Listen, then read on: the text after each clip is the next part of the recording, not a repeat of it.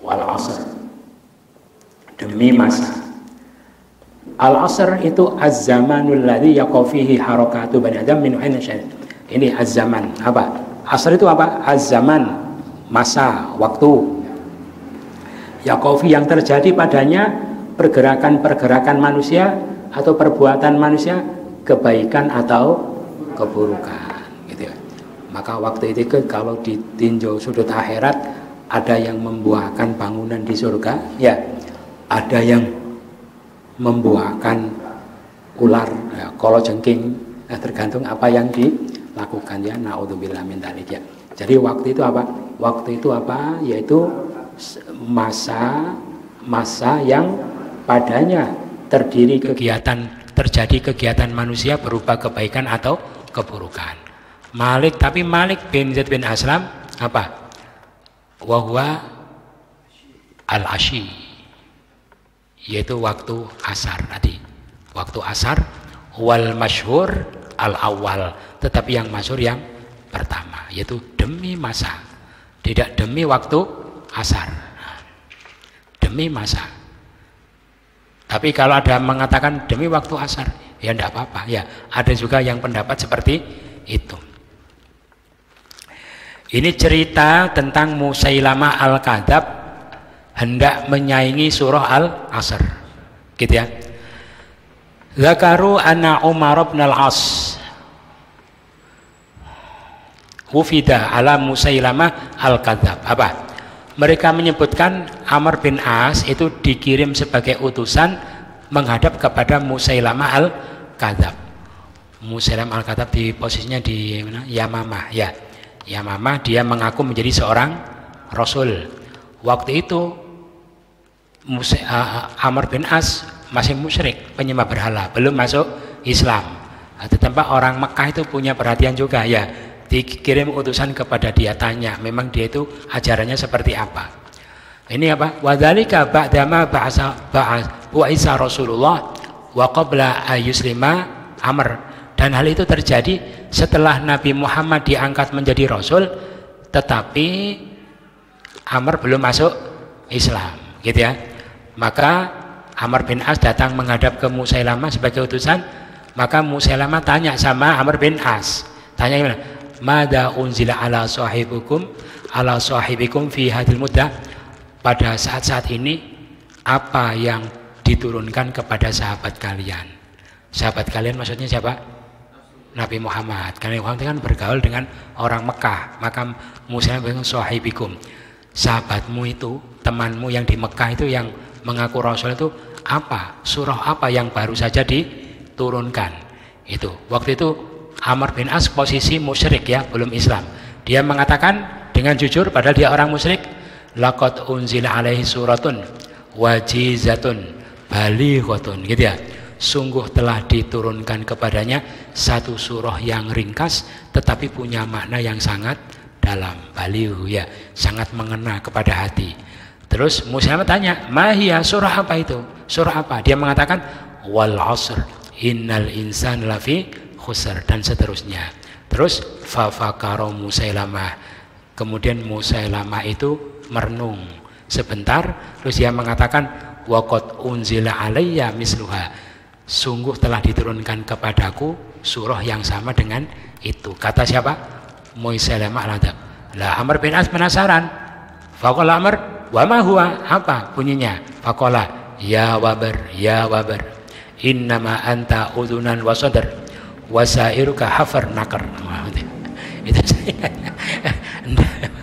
apa namanya, tidak level, ya, saingannya terlalu tidak level.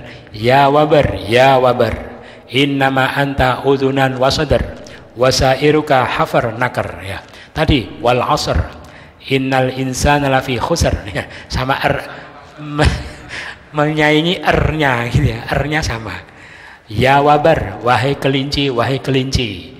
Inna kelinci itu seperti puisinya anak TK. Wahai kelinci, kamu itu hanya 2 telinga dan dada, ya, dan keseluruhan kamu itu kecil, terus hina, ya, jelek, kecil. Hafar itu seperti debu, kalau naker itu cacat, ya, ya gitu. Dan tidak cocok lagi, kan, ya, tidak cocok lagi. Terus Terus setelah dia mengatakan ayat buatannya, dia bilang sama Amr bin As, kaifa taro ya Amr, bagaimana menurut pendapatmu itu wahai Amr? Maka Amr mengatakan padanya, wallahi innaka la ta'lamu anni a'lamu annaka takdzib. Padahal temannya itu, padahal dia belum Islam. Jadi saking jeleknya Pak, orang musyrik saja itu tidak percaya kalau dia seorang nabi. Demi Allah kamu tahu, saya tahu kalau kamu itu apa? Kalau kamu itu bohong, kamu pura-pura menjadi nabi, gitu ya. Itu. Makanya diriwayatkan orang-orang termasuk ini Musailamah al-Kadzab ini, orang-orang yang berusaha membuat tandingan-tandingan Quran, memang dia bukan ahli sastra, bukan orang pujangga, tidak ngerti puisi, ya makanya tidak malu, ya walaupun tidak level gitu tidak malu. Kalau para pujangga-pujangga sastrawan itu ada yang berusaha membuat itu, terus ada orang membaca Quran, langsung malu dia, langsung belum ketahuan orang, langsung disobek-sobek dibuang. Makanya orang yang buat Quran itu tandingan-tandingan tidak seorang pun mereka yang ahli sastra. Kalau ahli sastra tahu, sudah tahu bedanya, belum ditampakkan ke orang sudah malu sendiri, sudah disobek-sobek, tidak jadi. Ini termasuk amal ya yang kita amalkan terhadap surah Al-Asr. Nanti kita amalkan ya insya Allah ya. Kana rajulani, adalah dua orang min ashabir, ini dari At-Tabrani ya riwayatnya. Adalah dua orang dari sahabat Rasulullah itu, idzal taqoya, ketika mereka itu bertemu, lam yaftariko, keduanya tidak berpisah, illa ala ayyaqra'duma alal akhir surat Al-Asr, kecuali salah satu di antara kedua itu membaca surah Al-Asr sampai akhir, summa apa? Summa yusallimu ahduma, kemudian salah satunya mengucapkan salam perpisahan. Itu dicontohkan para sahabat, setiap bertemu terus berpisah, sebelum berpisah mengucapkan salam itu baca dulu surah Al-Asr ya. Nanti makanya majelisnya nanti kita tutup dengan surah Al-Asr gitu ya, biar diperhatikan. Terus membaca itu dulu, masih ingat di ayat itu apa itu, wadhkur rabbaka hina taqum, surah apa itu, sebutlah Tuhanmu ketika kamu berdiri ya. Itu diriwayatkan membaca subhanak ketika berdiri, satu pendapat berdiri ketika meninggalkan majelis itu membaca subhanakallahumma wa bihamdika asyhadu an la ilaha illa anta astaghfiruka wa atubu ilaik, itu 3 kali ya, 3 kali. Terus di ayat subhana rabbika rabbil izzati amma yasifun wa salamun alal mursalin, itu juga digunakan sebagai penutup majelis ya. Baca ya, nanti di tafsirnya dilihat. Nah, nanti kita tutup majelisnya baca surah Al-Asr, baca itu 3 kali, terus subhana rabbika rabbil izzati amma yasifun sekali, gitu ya. Kita praktekkan. Kenapa? Itu kafaratul majelis gitu. Terus Imam Asy-Syafi'i rahimahullah mengatakan, lau tadabbarun nas hadhihi surah lawasi'athum, apa? Andaikan manusia itu mau mentadaburi surah ini, niscaya itu sudah cukup bagi mereka. Gitu, saking dalamnya makna surah Al-Asr bagi orang yang ilmunya dalam. Bagi kita ya cuma demi masa. Karena ilmu, makanya gini ya, sebetulnya kita itu orang awam ya, kalau baca tafsir yang tebal sekalian ya, yang tebal, yang detail, yang rinci ya gitu. Karena orang awam tuh kalau tidak jelas itu nanti tidak ngerti kan ya. Kalau orang alim-alim ulama tafsir singkat-singkat tidak apa-apa ya, tafsirnya sahabat tuh ya itu singkat-singkat, memang pemahamannya sudah tinggi, cukup singkat-singkat. Kalau orang awam ya mestinya tafsirnya itu yang detail-detail, karena kalau tidak gitu tidak bisa memahami secara sempurna ya. Demi waktu, demi masa, ini menunjukkan masa itu sangat. Jadi bagaimana nasib kita di masa depan tergantung bagaimana kita memanfaatkan waktu ya. Bagaimana nasib orang di usia tua tergantung apa yang dilakukan di usia muda. Bagaimana nasib orang di akhirat tergantung apa yang dilakukan di waktu muda. Itulah waktu. demi masa, demi waktu. Sesungguhnya manusia itu sungguh dalam kerugian. Artinya mereka melewati waktu tanpa ada gunanya, sia-sia. Waktunya lewat, dia tidak mendapatkan apa-apa. Itu kasihan. Manusia itu dalam rugi, tidak dapat apa-apa. Waktunya lewat, tidak ada yang dia dapatkan. Jadi waktu itu kan modal, waktu itu modal. Terus kesempatan kita, kesehatan kita di waktu itu juga modal. Nah, begitu lewat berarti modalnya habis. Modalnya habis tapi tidak ada hasilnya, itu rugi. Naudzubillah min dzalik ya. Siapa yang tidak rugi? Kecuali orang yang beriman dan mereka beramal soleh, mereka berwasiat, saling berwasiat dalam kebenaran dan saling berwasiat dalam kesabaran. Gitu ya. Gitu. Makanya kita beruntung. Hidup di dunia cuma sekali, ditakdirkan menjadi orang yang beriman. Jadi yang memanfaatkan dunia itu siapa? Orang iman, gitu ya. Orang kafir itu ya seperti tidak hidup, seperti mati. Wong hakikat hidup itu apa? Amal. Tapi mereka itu kalaupun amal baik tidak ada pahalanya, terus untuk apa hidup? Kasihan sebetulnya ya, gitu ya. Lah katanya orang beriman itulah orang yang bisa memanfaatkan kehidupan.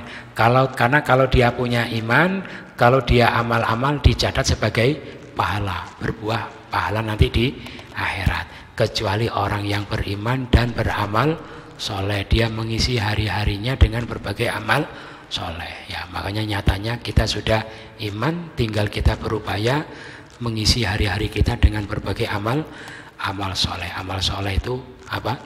Yang membawa kebaikan bagi dirinya atau bagi orang lain, dan saling berwasiat pada kebenaran, saling berwasiat dengan kesabaran. Kenapa kok saling berwasiat juga? Karena saling berwasiat itu yang pertama bisa menambah amal, gitu ya. Itu orang itu malas, kita wasiati, dia berbuat baik, maka kebaikan dia itu mengalir ke kita, gitu ya. Apa itu? Ad-dalu alal khair kafailih. Orang yang menunjukkan kebaikan dapat pahala seperti orang yang Nah itu kan ya, makanya cara kita untuk mendapatkan pahala banyak tanpa beramal, tanpa kita ikut beramal apa? Ya ngajak-ngajak orang untuk berbuat baik, ya gitu ya. Jadi enak. Makanya orang berbuat baik itu tidak usah menunggu baik, karena berbuat baik itu amal. Nyuruh orang berbuat baik itu amal tersendiri, gitu ya. Nanti kalau nunggu berbuat baik, tidak baik-baik, malah dia tidak dapat amal berupa mengajak orang untuk berbuat baik. Padahal walaupun dia itu masih belum baik menurut dia, mungkin orang yang diajak itu mau, kan gitu ya. Terus dia melakukan. Mungkin orang itu lebih rajin daripada yang mengajak, tidak masalah. Tetapi ketika kita mengajak berbuat baik itu, kebaikan dia itu pahalanya kita ikut punya, itu kan enak ya. Tawasau bil haq, gitu ya. Tuh, jadi kenapa kau tawasau bil haq ini dengan cara upaya mendapatkan kebaikan dari kebaikan orang, mendapatkan keuntungan dari kebaikan orang. Atau tawasau bil haq itu termasuk melarang dari kemungkaran. Kalau kita tidak melarang, boleh jadi kita mendosa dan itu mengurangi amal yang sudah kita lakukan, memotong, gitu ya, memotong. Jadi menjadi min, bisa juga menjadi min. Tapi dalam hal ini yang wajib itu adalah kepada orang yang di bawah tanggung jawabnya. Kalau orang lain dianjurkan, tetapi tidak wajib. Watawasau bis sabr, ya. Bagaimana di dunia ini kalau ada orang imannya sempurna, terus mengisi harian dengan berbagai amal soleh, dia ngajak-ngajak orang berbuat baik, kebaikannya tambah banyak. Kalau ada orang berbuat mungkar juga dia halang-halangi, gitu ya. Kemudian saling berwasiat untuk kesabaran, gitu. Maka dijamin setiap waktu yang dilewati orang itu akan berbuah pahala. Bahkan dia tidur pun dapat pahala. Kenapa? Orang yang dipesani tadi itu melakukan kebaikan. Dia tidur ini, orangnya sholat, dia dapat pahala. Karena dia suatu karena nasihat dari dia. Gitu ya. Gitu. Makanya profesi yang paling bagus itu apa? Paling utama menjadi seorang guru. Guru itu ngajar-ngajarkan orang kepada kebaikan, gitu ya. Makanya semua harus punya cita-cita menjadi seorang guru agama, mengajarkan agama itu, karena itu meneruskan risalahnya para rasul, para nabi. Loh, profesi mana yang paling bergengsi daripada profesi seorang nabi? Lah penerusnya itu orang yang berilmu. Paham ya? Nah, jadi begitu. Harus punya cita-cita. Gitu. Makanya moto kita gimana? Khairukum man ta'allamal Qur'an wa 'allama. Sebaik-baikan orang yang belajar sampai pinter, sampai bisa, niatnya apa? Untuk mengajarkan kepada orang lain. Ya, gitu. Ada pertanyaan? Tidak ada, sudah jelas. Mudah-mudahan bermanfaat. Kurang lebihnya mohon maaf. Subhanakallahumma wa bihamdika asyhadu an la ilaha illa anta astaghfiruka wa atubu ilaik. Wassalamualaikum warahmatullahi wabarakatuh.